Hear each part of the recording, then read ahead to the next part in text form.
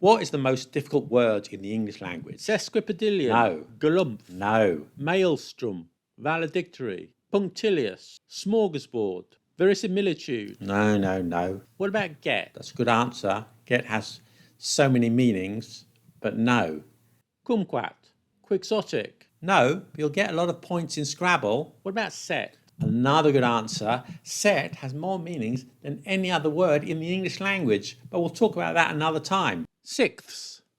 Well, that's difficult to pronounce, but that's not what I meant. Okay, I give up. What is it then? The answer is quite. Oh no, you're kidding. That's easy. More than a little, but less than very. Okay, give me a few minutes and I'll prove to you that this word needs more than a little attention. Just the word quite is about 20% of the English language. Is that true? Okay. No, it's not true. I just made that statistic up for dramatic effect. But it is important, seriously, to reach a good level of English and to show a nuance to your speaking and your writing, you need to master this word. Okay, prove it then. You're on. Hello and welcome to Let Them Talk. Let's start with the basics. Meaning one. This is probably what you learnt at school. The quite means more than a little and less than very. And yes, that is one of its meanings. For example, I was quite full after the Napolitana pizza, but I still had room left for a bowl of fudge ice cream. It was quite an enjoyable detective story that kept me interested for an hour and a half, but hardly a masterpiece. Yes, I've been working here at Aardvark Systems for 5 years. That's quite a long time, but not as long as Big Derek, who's been here for 30 years. 2. Do pay attention whenever I use quite to the intonation. Let's see what happens if you stress quite or if you stress the adjective, and you'll see that the meaning can change. Okay, so let's stress quite. That was quite fast, but you need to go faster to beat the record. Okay, now I'm going to stress fast. Wow, that was quite fast. I do believe you've broken the world record. Okay, let's look at some more examples where we compare the same phrase, but in one case, the adjective is stressed, and in the other, the word quite is stressed. How was the dinner party? Oh, it's quite good. 12 courses, 9 bottles of wine, and I got back at 6 a.m. Okay. How was the dinner party? Yeah, it was quite good, but honestly, I prefer your cooking. All right, you can hear the difference, can't you? So you see the same phrase can have a very different meaning depending on how you say it. Let's look at another example. The exam was quite difficult, but I think I passed. Okay, I'm stressing quite, so that means somewhat, to a certain degree. The exam was quite difficult. Actually, there is no way I passed. Okay, I'm stressing difficult, so it means very difficult. As you can see, the meaning of quite can change with the tone and the sentence stress. English is a tonal language like Chinese, where at least for this one word, quite. 3 and 4. Quite a lot. Quite a lot just means a lot. Or does it? Once again, it depends on the tone. It's rained quite a lot this year. If I stress lot, it means a lot. It rains quite a lot in London, but statistically less than Paris or Milan. If I stress quite, it means to a certain amount. Okay, I hope you're getting the hang of it now. There is quite a lot more. 5. Next, you can use quite to show surprise when something is much better or much worse than you expected. In these sentences, you stress the adjective and not quite. When they offered me a peanut butter and Marmite sandwich, I thought it would be disgusting. But actually, it was quite nice. Okay? So this means it was nicer than expected. I thought a 4-hour movie about a man and his pet penguin wouldn't be for me. But actually, it was quite interesting. Okay? More interesting than expected. This can work in negative sentences too. I thought that living on a tropical island and working remotely would be a dream. but actually I was quite bored. So of course you could just say bored, but adding quite shows that it was surprisingly boring. 6.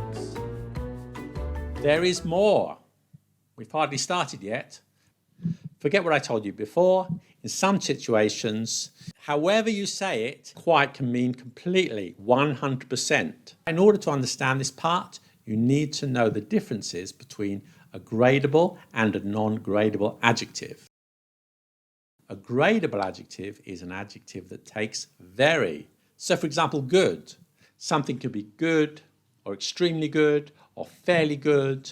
So it's a gradable adjective. Gradable adjectives have kind of levels between 0 and 100%. And if you put quite before a gradable adjective, depending on how you pronounce it, of course, as we've just seen, it can mean to some degree. So if you say the book was quite good, but not a masterpiece, quite means to some degree. I'll return to gradable adjectives in a moment, but let's first look at an example of a non-gradable adjective. Pregnant. Now, I'm not a medical man, but if I'm not mistaken, a woman can't be a little bit pregnant. She either is or she isn't. It's a binary state. Likewise, you can't be very pregnant or extremely pregnant. There are no levels of pregnancy. So if you put quite before a non-gradable adjective, it means definitely or completely. It's kind of an emphatic way of speaking.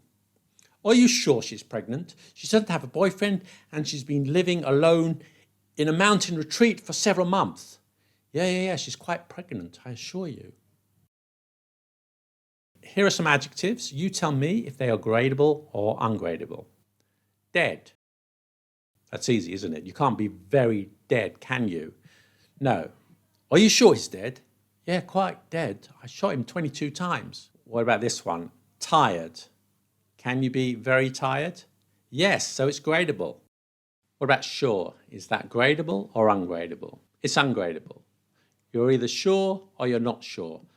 So I'm quite sure means you're completely sure. You don't say, I'm very sure, do you? You might hear it, but it's better to say I'm quite sure. Or I'm certain, which is another non-gradable adjective. I'm quite certain. Perfect. Is that gradable or ungradable? You can't be a little bit perfect, so it's ungradable. I'm sure you'll agree that this video is quite perfect. Old, intelligent, stupid, nice, hungry, thirsty. These are all gradable adjectives. Unique, exhausted, disgusting are all non-gradable adjectives. There are many more. By the way, on the subject of non-gradable adjectives, great is a non-gradable adjective. I say that because it's an extremely common mistake to say very great. No, it's just great. However, we don't say quite great. Just say great and leave it like that. 7. Quite before a verb. Here is a list of some of the common verbs that can be preceded by quite. Agree, understand, enjoy, appreciate, like, realize, forget. Most of these verbs are ungradable except enjoy and like. Here are a couple of examples with agree and understand. So if you say to me, We must do something about the threat posed by AI. and I replied by saying, I quite agree, it means that I completely agree. It does not mean I agree a little bit. And if I said to you, I can't come into work today, I feel sick. I think that robot tried to poison me. And I said, I quite understand. It means that I totally understand. It's fine. It's no problem. Like is a verb, but it functions like a gradable adjective. So it can mean to some degree by stressing quite. I quite like the show. Or a lot by stressing like. I quite like the show. Let's look at a couple more. And this time you give an example. Enjoy. What do you think? Can you make a sentence with enjoy? Quite enjoy? My example is, I quite enjoyed the show. Could you say I really enjoyed the show? Yes, but sometimes quite sounds a little bit more elegant. Forget. How would you use this in a sentence? Remember that quite is a synonym of completely. Okay. I do apologize, but I quite forgot our meeting. Okay, you got it good. If you put the verb with the negative, it does have the meaning of not completely or perhaps not at all. Okay, so I don't quite understand probably means that you don't understand it at all. I don't quite agree is usually a polite way of saying I don't agree at all. 8. If you think there is more, you'd be quite right. Quite can be used before a noun to talk about something that is exceptional. It can be exceptionally good or exceptionally bad depending on the context. Let's look at an example. Wow, you're quite a guitar player. Okay, that would be good, wouldn't it? You've left quite a mess in the bathroom. Okay, this means a big mess, so it's a bad thing. Mrs. Perkins is quite a woman. That might be good or bad, but we need to know more about Mrs. Perkins. Whew, I've had quite a day. Was it good or bad? We need more information, more context. 9. Not quite can mean almost or not entirely. So for example, she's not quite 20 years old and she's already had 3 kids. I'm not quite finished. I need another 5 minutes. 10. Not quite so. In sentences like not quite so well, not quite so many, not quite so much, not quite so good, it's really just used for emphasis or to give a little nuance to your speech. Let me give you an example. I learnt Italian and then I learnt Chinese, which was not quite so easy. Could you just say Chinese was more difficult than Italian? Yes, but with not quite so easy, you're adding a little ironic understatement. And this is more advanced, but do use it. And we've got a video on that subject, ironic understatement, right here. Let's look at another example. The main course was delicious, but the dessert was not quite so good. Galaxy Pirates was a great movie, but I didn't like Galaxy Pirates 2 quite so much. Okay? It's a subtle way of speaking, so do use it. 11.